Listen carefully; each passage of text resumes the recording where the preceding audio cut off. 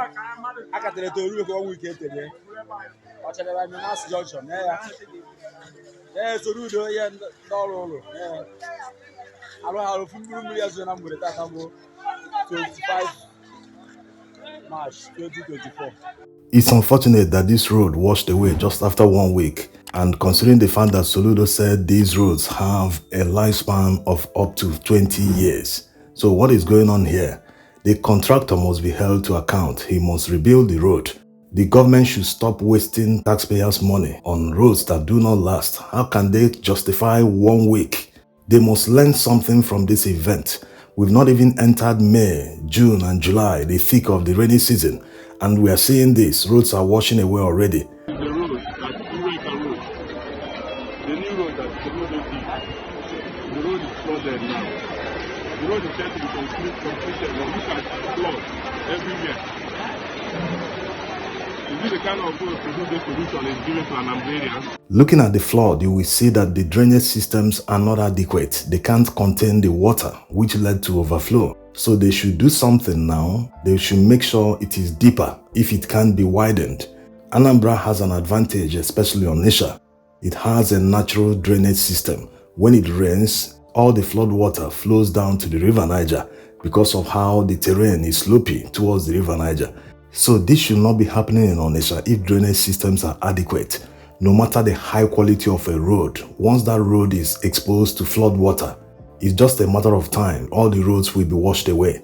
So the government must learn something from this. It's not about building roads everywhere or building hundreds of kilometers of roads. What about the quality? Are Anambra people getting their money's worth? Another thing they should understand is that in a terrain like Onitsha, floods coming fast because of the slopey terrain. With that kind of speed, you need a very wide drainage system to accommodate all the flood water. Otherwise, it will always lead to overflow. And they must consider covering all the gutters with concrete slabs. Why do they like to leave them open in the first place? It's a serious health hazard. What if someone falls inside the gutters when it is raining? That person will be definitely gone or seriously hurt because the floods are moving very fast. It's so 19th century leaving gutters open. How much more will it cost to cover them? This is the people's money. Spend it. It's not about how many roads you build. It is the quality, not the quantity that counts. So let them seriously consider covering all the gutters, especially in the city centers. This is a serious health hazard in places where there is stagnant water inside the drainage systems. That's a nest for mosquitoes. That means people living in the area will be suffering from malaria all the time. Having a good drainage system will make roads to last longer. It's very simple. All the streets must be connected to the drainage system so that whenever it rains, with gravity and natural drainage system, all the flood water will just wash down to the River Niger. Let's even assume that the reason the government always leaves the gutters open is because they want to make it easy for servicing to declog them when they are clogged. But there's nothing preventing the people that want to declog it from removing the slabs. The slabs are cemented, but it can easily be removed after servicing. They will just cement them back again. It makes the whole streets very serene. That's why it is not advisable to be building single roads in a community, because all the nearby roads that are untarred and they don't have adequate drainage systems, they will contribute to the deterioration of the single road the government built. And before they come back to build the nearby roads, the single one they built the other day must have deteriorated like it happened in this case. So these are the real issues. They need to start building everything together.